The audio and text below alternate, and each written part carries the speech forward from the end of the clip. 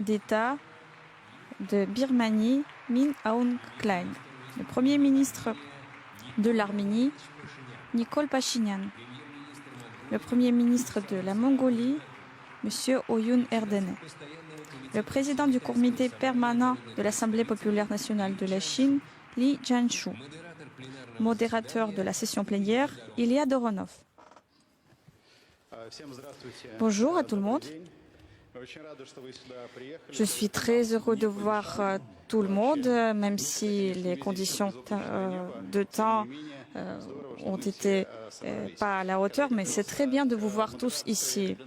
En me préparant à la modération dans le cadre de cette session, j'ai regardé les précédentes sessions plénières et une chose m'est venue à l'esprit assez surprenante, c'est que, imaginez-vous, en 2019, avant Covid, il y avait moins de participants de la plénière qu'aujourd'hui. Maintenant, nous avons avec nous sur scène 5 personnes et on aura encore 3 vidéos, 3 messages vidéo. Donc, les gens qui sont là et ceux qui ont envoyé représentent les intérêts de plus de 3 milliards de personnes. Imaginez-vous les chiffres. Pourtant, nous comprenons tous que le monde a changé et le monde 2022, ce n'est pas du tout le monde de 2021. Avant, on parlait plutôt de la pandémie de Covid. Maintenant, on discute plutôt de ce qui se passe en Ukraine, des combats, de la crise économique mondiale qui arrive. Et dans beaucoup de pays actuels qui n'ont pas l'habitude à voir cela, on voit l'inflation qui dépasse 10%, on voit des changements de gouvernement. Il y a des pays qui se préparent à une crise énergétique, d'autres à une crise économique. Et pour la Russie, le monde s'est divisé en pays amis et pays qui ne sont pas amis. C'est que à l'Est, actuellement, il y a beaucoup plus de pays amis pour nous. Voilà pourquoi le rôle de l'Extrême-Orient devient plus important. Il faut probablement reviser la situation de l'Extrême-Orient. C'est une porte de l'entrée en Russie pour les pays de l'Est. Aujourd'hui, nous allons discuter pour savoir si la région est prête à ces changements rapides sur la voie d'un monde multipolaire. C'est le titre de notre session. Je salue encore une fois tous ceux qui sont dans la salle, tous ceux qui sont sur scène. Monsieur Sangbeinou, Monsieur Bingalaba, Monsieur Baradis, bonjour. Et Monsieur Poutine, je vous donne la parole en premier. Merci.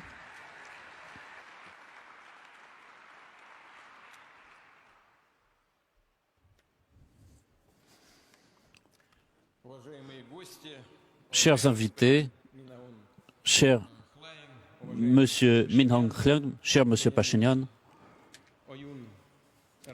cher Monsieur Oyun Erdene, cher Monsieur Li Jianshu, Mesdames, Messieurs, je suis heureux de vous saluer tous ici et vous remercie d'être venus au Forum économique oriental. La Russie, Vladivostok, accueille une nouvelle fois les dirigeants politiques, les responsables des milieux d'affaires, les responsables politiques, des responsables administratifs de plusieurs pays, de nombreux pays ici. Nous serons aussi en ligne avec Narendra Modi, avec M. Ismail Sabri Yacob et M. Famintin. Je suis heureux que toutes ces personnes aient trouvé le temps de travailler avec nous, selon la tradition, sur cette plateforme du Forum oriental. Nous discutons des projets, des initiatives qui ont une très grande importance pour le développement de la région extrême-orientale de notre pays. Dans le cadre de la coopération avec l'Asie et toute la zone Asie-Pacifique, comme avec nos amis et nos partenaires traditionnels, mais aussi avec tous les pays avec lesquels il y a un dialogue entre la Russie et ces pays. Nous allons donc discuter de grands projets internationaux et c'est encore une fois la possibilité de discuter de la situation dans le monde, des grandes tendances qui se dessinent et des risques qui se présentent. L'année dernière, nous avions eu ce forum après la pause qui nous avait été imposée à la suite de l'épidémie et tous les spécialistes étaient bien d'accord sur le fait que la vie des affaires avait repris et que toutes les restrictions nées au Covid faisait partie déjà des habitudes. Il y a d'autres défis qui se sont présentés, des menaces qui apparaissent pour l'ensemble du monde. Et ce que je veux dire, c'est la fièvre des sanctions occidentales et toutes les tentatives agressives d'imposer à d'autres pays un modèle de comportement en faisant infraction au respect de la souveraineté. Et ça, c'est la politique qui est menée par les pays occidentaux depuis des dizaines d'années. Mais le catalyseur qui fait que cette situation, notamment cette politique de SAP menée par les États-Unis, c'est en fait l'incapacité des élites occidentales à voir des faits objectifs. Nous avons parlé ces derniers temps de tout ce système des relations internationales qui connaît des processus qui sont irréversibles. Ce sont des changements tectoniques. Donc on a ici les pays qui sont dynamiques dans toutes les régions du monde qui veulent s'impliquer dans ces processus et ce sont notamment les pays de la région Asie-Pacifique qui veulent assurer une croissance, trouver un moyen d'attirer du personnel, des investissements, des technologies. Et les responsables de tous ces pays cherchent, alors que les pays occidentaux cherchent à défendre leurs seuls intérêts. Et en imposant leurs propres règles qu'ils ont eux-mêmes écrites et qu'ils enfreignent eux-mêmes régulièrement, changeant constamment ces règles en fonction de la conjoncture qui les agente. Et donc, quand d'autres pays ne veulent pas se soumettre, alors des sanctions leur sont imposées. Et ces décisions sont souvent des décisions qui sont tout à fait à court terme, à courte vue, du point de vue économique. Et toutes ces décisions vont à l'encontre des intérêts des pays. D'ailleurs, notamment aussi des habitants de ces pays eux-mêmes. Quand on voit à quel point les élites occidentales sont détachées de la réalité de la vie de leurs propres citoyens. On voit que le niveau de vie, la stabilité, tout ça est piétiné par les sanctions occidentales, sous les ordres donnés par Washington au nom de la fameuse unité atlantique et qui est en fait une ingérence dans les affaires intérieures de beaucoup de pays. Un certain nombre de grandes entreprises ont déclaré leur volonté de quitter le marché russe parce qu'elles disaient qu'elles souffriraient plus si elles restaient. Or, là, on voit que dans l'Europe, même un certain nombre de centres de production se ferment les uns après les autres et les milieux d'affaires veulent reprendre des relations avec la Russie. La capacité, la compétitivité de ces entreprises baisse et la plupart de ces entreprises se trouvent maintenant privées de matières premières et tout simplement de débouchés à l'international.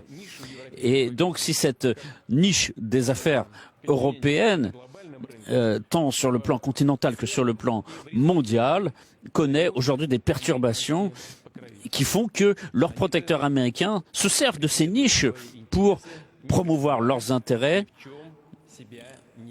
Il faut bien savoir que les Américains ne se limitent jamais en rien du tout. Ils cherchent toujours à satisfaire leurs objectifs. Et on voit dans l'histoire que la plupart des pays occidentaux ont finalement sapé le propre tissu industriel qu'ils avaient construit eux-mêmes pendant des dizaines, des centaines d'années. On voit aussi cette politique sur le plan monétaire, sur le plan des paiements, et petit à petit, on voit quand même une volonté de sortir du système compromettant d'utilisation d'une monnaie qui se montre de moins en moins viable. Et on voit justement les États-Unis, la statistique qui montre que le nombre de règlements en dollars ne fait que baisser. Je noterai ici que Gazprom et son partenaire chinois ont justement décidé de passer au rouble et au yuan pour les paiements des livraisons de gaz. J'ajouterai que les décisions à courte vue des Occidentaux ont encouragé l'inflation Aujourd'hui, l'inflation bat des records déjà anciens dans les économies développées. Et tout le monde sait très bien que, mais en tout cas, je le répète, c'est que au mois de juillet, l'inflation était à 8,5% aux États-Unis. Chez nous, elle était à 14 et quelques, mais en tout cas, contrairement à ce qui se passe dans les pays occidentaux, elle tend à descendre, alors que dans les pays occidentaux, elle ne fait qu'augmenter. Et je pense que les résultats à la fin de l'année nous montreront des valeurs autour de 13%, mais d'après les experts, on devrait avoir des valeurs plus honorables vers 5-6% dans le premier semestre de l'année prochaine. Nous verrons. En tout cas, c'est une tendance que nous observons et qui est positive pour nous. Quand on voit ce qui se produit dans les pays occidentaux, 7,9% en Allemagne, 9,9% en Belgique, 20,9% dans les pays baltes et même 25% en Estonie.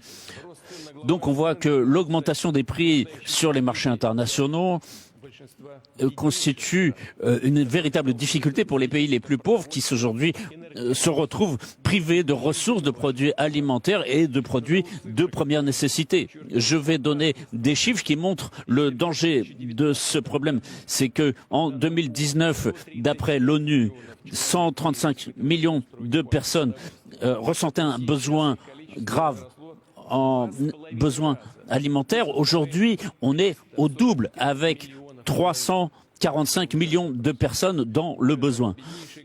Et aujourd'hui, les pays les plus pauvres perdent l'accès aux biens alimentaires de première nécessité puisque les pays occidentaux ont racheté en grand volume les réserves, ce qui a fait augmenter les prix.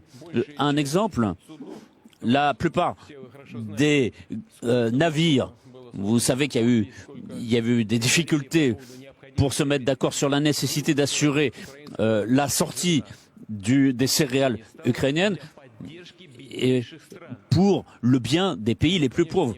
Et évidemment, nous ne pouvions pas ne pas répondre à cet appel et nous avons fait tout ce qui était possible pour que les céréales ukrainiennes puissent sortir du pays, effectivement. Et j'ai discuté avec les responsables de l'Union africaine, avec les dirigeants de certains pays africains, et je leur avais promis que nous ferions tout pour défendre leurs intérêts et assurer donc cet acheminement des céréales ukrainiennes. Nous l'avons fait avec la Turquie. Nous l'avons fait. Le résultat, c'est quoi? Je vous rends compte, chers collègues.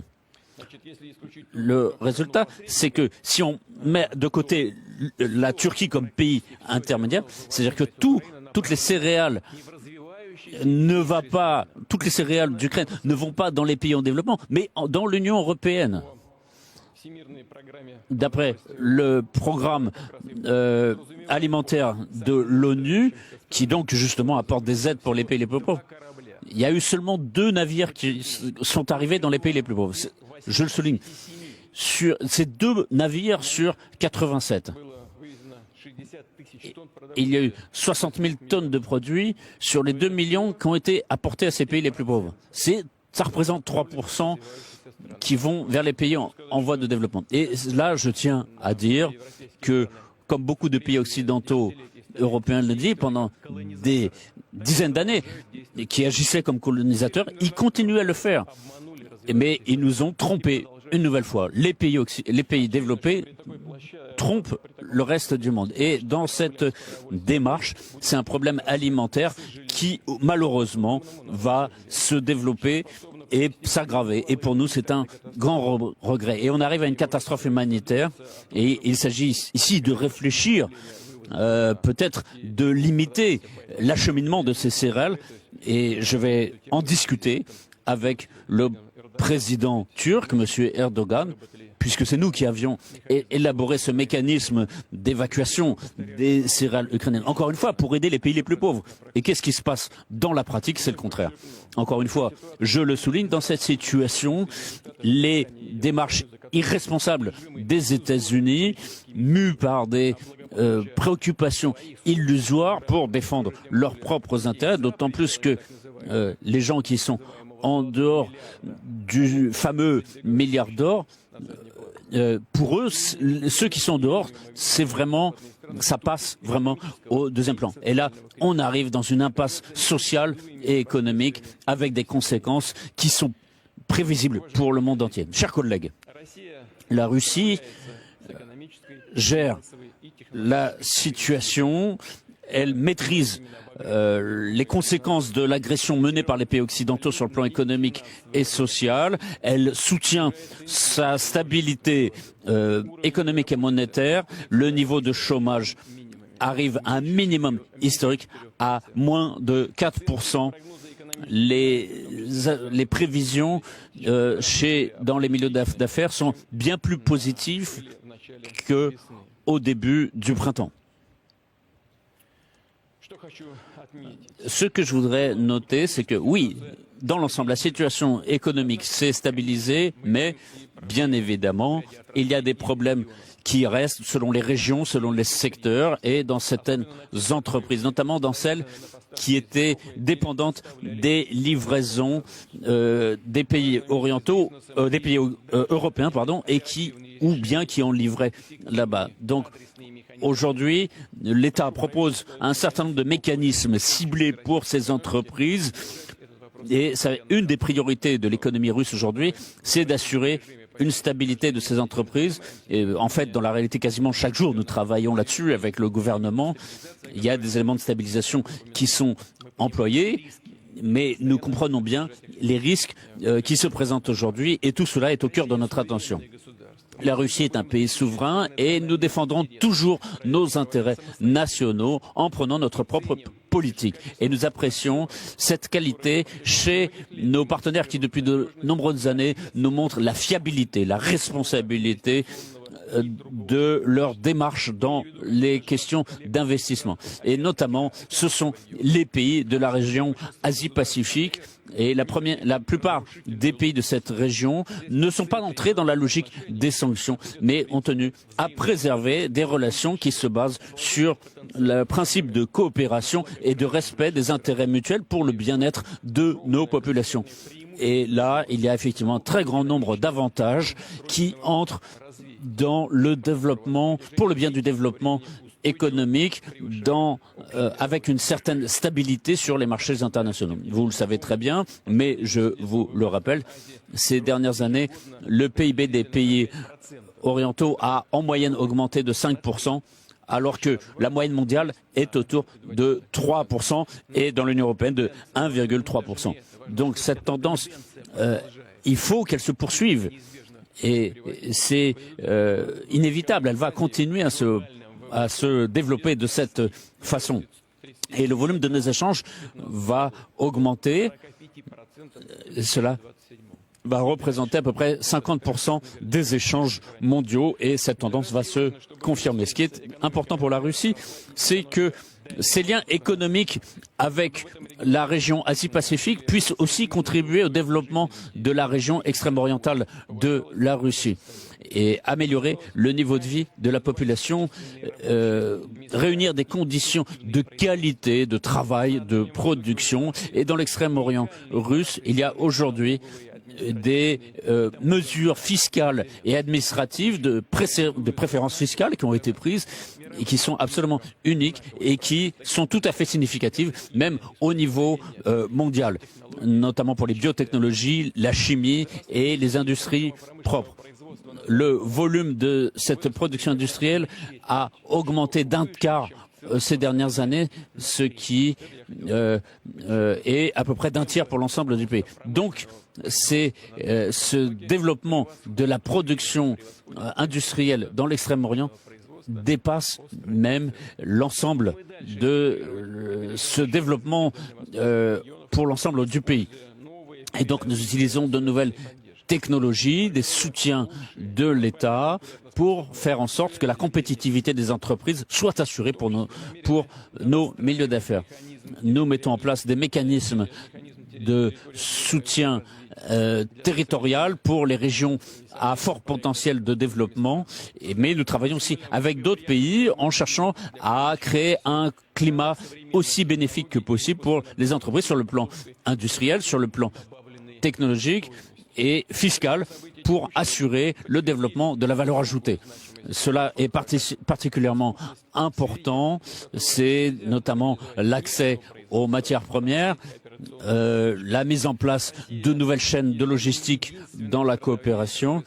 Et aujourd'hui, c'est le seul pays, aujourd'hui la Russie, qui peut s'assurer complètement son approvisionnement en matières premières, qu'il s'agisse des produits d'hydrocarbures, en métal, différents minerais. Et cette région de l'Extrême-Orient est très importante sur le plan intérieur comme sur le plan du travail que nous faisons avec nos partenaires étrangers. Donc il y a des programmes d'appropriation intelligente du gaz et des ressources naturelles, et le développement de ce travail fait sur les ressources naturelles est d'abord visé sur le développement intérieur en Russie, mais aussi pour que cela puisse assurer une augmentation des revenus pour les citoyens. Nous prenons des mesures pour résister justement aux mesures agressives qui ont été prises contre nos pays. Et nous, donc, développons cette politique d'exploitation de nos ressources naturelles. Nous avons identifié toutes les orientations stratégiques dans ce domaine et nous avons donc une stratégie générale nationale qui a été renouvelée, mise à jour à l'horizon 2050. Une attention particulière doit être accordée au développement des minerais insuffisamment développés comme le titane, manganèse, etc., qui sont utilisés dans l'industrie métallurgique et l'industrie chimique pour la microélectronique, l'aéronautique et d'autres secteurs qui ont besoin de ces vecteurs d'énergie. Je vous demande de regarder aussi dans le domaine des bioressources, où nous avons ici un mécanisme de quotas d'investissement, et ici il faut avoir une croissance équilibrée des opportunités, des capacités industrielles, et de faire en sorte que les infrastructures au niveau des régions soient en adéquation avec ces objectifs. Le développement des bioressources doit être en priorité orienté vers le développement des territoires ruraux, améliorer l'emploi, l'accès à la santé pour la population et son niveau de vie général. Nous en avons beaucoup parlé.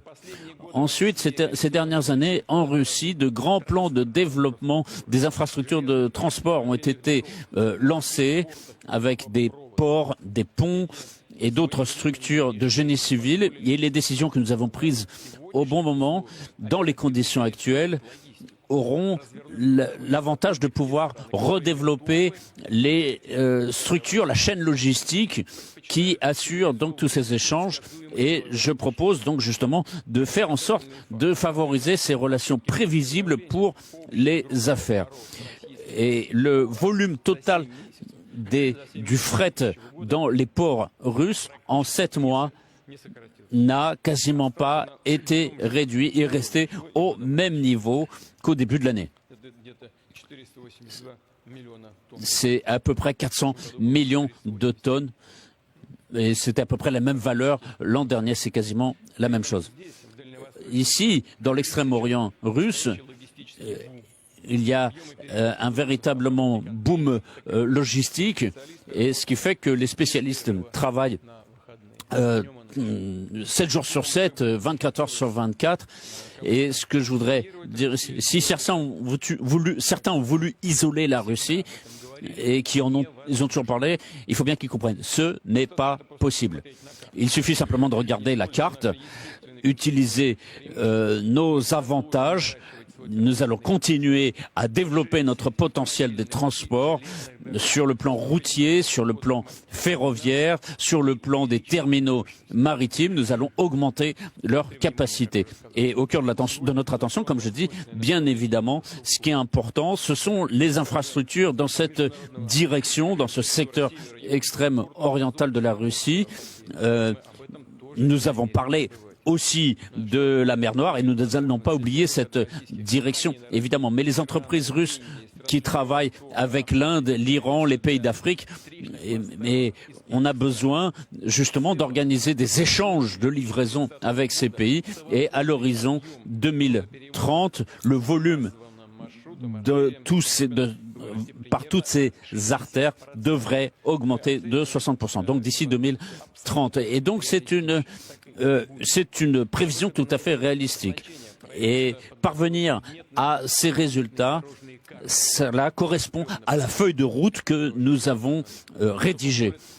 Et cela permettra de mettre en place tout un système de coordination, de modalités de passage, d'échange à travers les différents nœuds infrastructurels.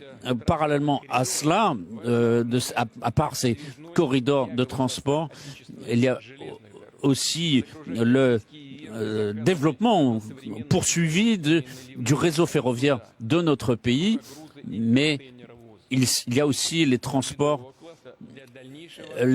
maritimes avec la conquête de l'océan Arctique pour développer la route arctique justement, et cela est très important avec une navigation toute l'année.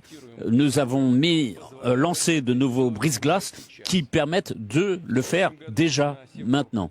Cette année, nous avons lancé le premier itinéraire de conteneurs entre la partie occidentale et le Kamtchatka dans la partie arctique en toute sécurité. Mais je tiens à noter que la question n'est pas seulement de permettre le passage des bateaux dans l'Arctique et de relier les deux extrémités de notre pays, mais en même temps, il faut faire que chaque port, il y ait l'ensemble des services de traitement du fret qui soient faits de façon rythmique et de façon fiable. Et en l'occurrence, tous les points concernés par cet itinéraire bénéficieront davantage pour le traitement du fret. Et c'est notre objectif. Le gouvernement a déjà validé sur l'ensemble de cet itinéraire en 2035 un certain nombre de programmes, ce qui correspond à plus de 1000 milliards de roubles qui sont investis. Et aujourd'hui, nous sommes à 35 millions de tonnes. Nous voulons arriver à 220 millions de tonnes. La question clé, c'est évidemment la base de fret qui va dans un sens, c'est-à-dire vers l'Extrême-Orient, aussi bien que dans l'autre sens, avec des tarifs. Et je demande au gouvernement de travailler soigneusement cette question. Donc, un autre thème du développement de l'Extrême-Orient russe, c'est l'aéronautique. Il y a la possibilité de connecter toutes les régions, non seulement de la Russie avec d'autres pays, mais au sein de la Russie, avec un plus grand nombre de destinations au sein du pays et dans d'autres pays asiatiques. Et donc, nous avons mis en place une entreprise aéronautique qui gère tout cela avec plus de 392 destinations, avec des subsides pour certaines destinations. Le nombre d'itinéraires doit dépasser 430. Et en regardant ce qui se passe aujourd'hui dans la pratique, nous voyons que ces itinéraires sont très demandés. Et tous ces objectifs font que nous devons développer le parc aéronautique avec l'augmentation du nombre d'avions et notamment pour les lignes à courtes distances. Et il y a aussi le développement de ce que nous appelons la petite aviation, c'est-à-dire l'aviation légère. Et donc les grandes entreprises, les grandes compagnies avec Aeroflot ont aujourd'hui formulé un paquet de commandes avec 500 avions de fabrication russe. Et l'accord qui a été signé entre la grande corporation d'État et l'Aeroflot, autant que je sache, a été signé en marge justement de ce forum économique oriental et avec des chiffres impressionnants qui dépassent 3 000 milliards de roubles. Et cela, ce sera une stimulation très importante pour nos entreprises Et notamment, cela va être bénéfique pour l'ensemble des secteurs industriels mixtes voisins, avec aussi une formation de personnel, des ingénieurs et toutes les spécialités de l'aéronautique. Ici, j'ajouterais aussi que nous avons pris la décision de travailler sur un autre point important du développement de l'Extrême-Orient russe, c'est l'aviation sanitaire et médicale, notamment pour desservir les zones éloignées. Nous avons augmenté, nous avons doublé le financement avec un plus grand nombre de vols et notamment les services seront assurés plus rapidement. Chers amis et collègues, toutes les décisions que nous avons prises en matière économique, sociale, tous ces mécanismes que nous avons mis en œuvre dans l'extrême-orient russe sont orientés vers l'essentiel. C'est que cette région soit véritablement attractive pour y vivre, pour y étudier, pour créer de nouvelles familles, pour qu'il y ait plus d'enfants qui naissent. Quelques initiatives importantes ont été lancées dans cet ensemble de paquets de mesures. Il y a notamment l'amélioration des conditions de vie, les constructions dans les milieux ruraux. Je vous rappelle que l'an dernier, on avait fixé comme objectif de mettre aussi la construction de logements dans les villes et tout cela, tous ces centres administratifs qui ont été mis en place représentent 50 000 personnes et aussi dans la région du Baïkal vers le fleuve Amour. C'est tout un ensemble de mesures qui sont prises de façon globale pour le développement des localités, pour le confort de la population, la modernisation des infrastructures, la création d'espaces de développement. Et sur le plan économique, donc, il y a donc des modèles d'affaires qui sont mis en place avec l'élaboration d'un certain nombre de plans de développement et il y a 17 villes et agglomérations qui donc justement ont des plans généraux d'amélioration et nous avons parlé avec les responsables locaux. Encore une fois, je vous demande d'apporter le plus d'aide pour l'ensemble de ces plans généraux, de ces plans de masse qui sont développés pour ces localités. C'est très important d'utiliser les outils de la concession de l'Extrême-Orient, des crédits budgétaires d'infrastructures et des obligations d'infrastructures. Parce que pour ces programmes, il faut définir les lignes limites pour l'Extrême-Orient. Parce que ces subventions doivent être utilisées pour développer les territoires, les terrains, aussi bien pour le desservissement d'infrastructures, aussi pour la mise à jour des réseaux existants, aussi bien que des communications. J'aimerais rajouter que récemment, pendant le forum économique de Saint-Pétersbourg, j'ai passé la consigne de fournir 10 milliards de plus pour améliorer les villes russes et en plus 5 milliards de roubles en plus seront ciblés pour améliorer les conditions de vie de l'Extrême-Orient pour les localités avec le nombre d'habitants qui dépasse 50 000.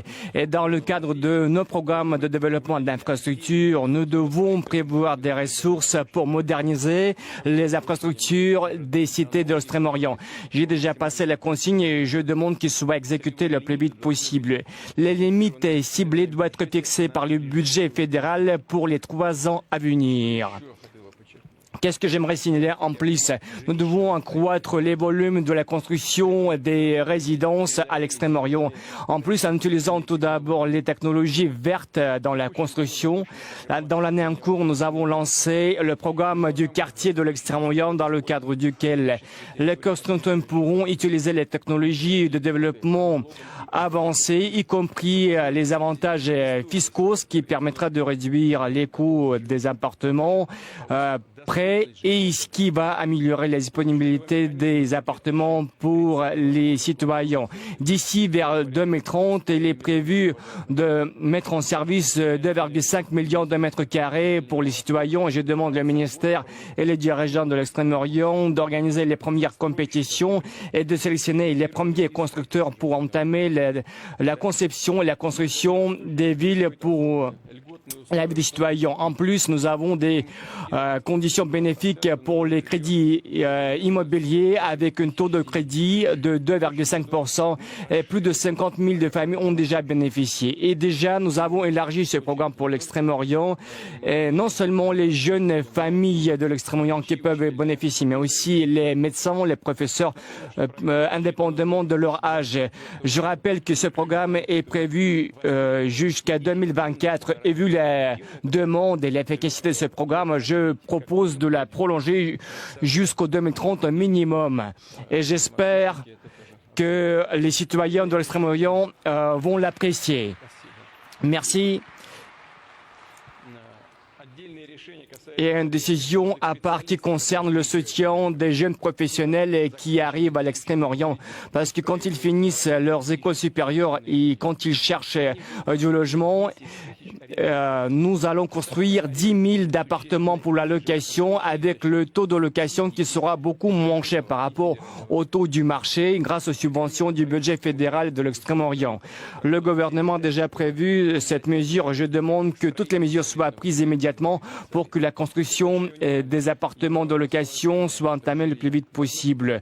En plus, il faut que les appartements soient liés directement avec les projets de développement des villes de l'Extrême-Orient. Il faut que ces logements soient vraiment demandés, il faut qu'ils soient confortables pour les gens.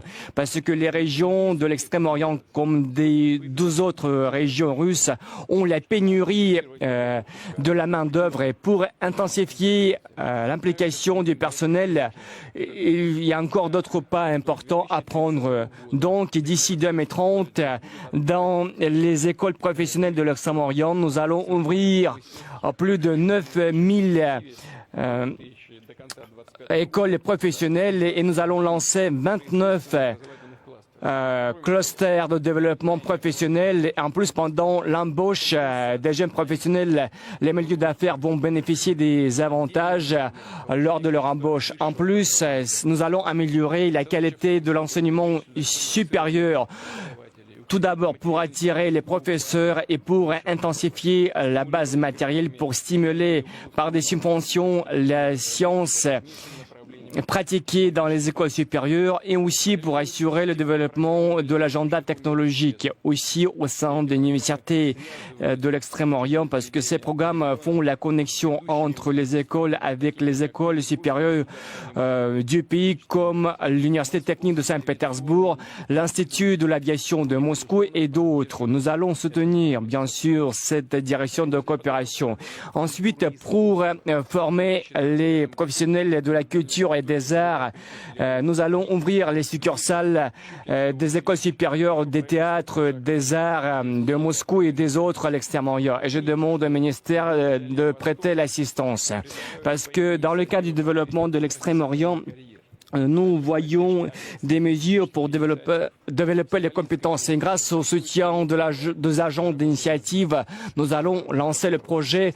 Allons travailler ensemble dans le cadre duquel les participants pourront bénéficier des mesures de soutien pour ouvrir et commencer leurs affaires. Et nous allons réfléchir pour le mettre à l'échelle. Et j'aimerais signaler le programme de formation des dirigeants de nouvelles générations parce que nous allons éduquer les nouveaux effectifs pour faire passer le focus sur les instituts de développement de l'Extrême-Orient. Nous avons déjà lancé ce programme et je demande aux dirigeants de toutes les régions de l'Extrême-Orient d'y participer activement. Chers collègues, en conclusion, j'aimerais souligner encore une fois que l'économie mondiale globale, tous les systèmes des relations économiques passent à travers étape complexe, mais quand même, je suis sûr que la logique de l'avantage réciproque mutuel et qui est soutenue par nos pays, dont les représentants nous voyons ici, va dominer et surtout l'utilisation et des avantages bénéficiant de la région Asie-Pacifique et la coopération bénéfique va ouvrir des conditions et des opportunités gigantesques. Nous sommes prêts à la coopération bilatérale au bien-être des peuples et nous remercions nos partenaires pour leur participation à ce travail. Merci beaucoup de votre attention.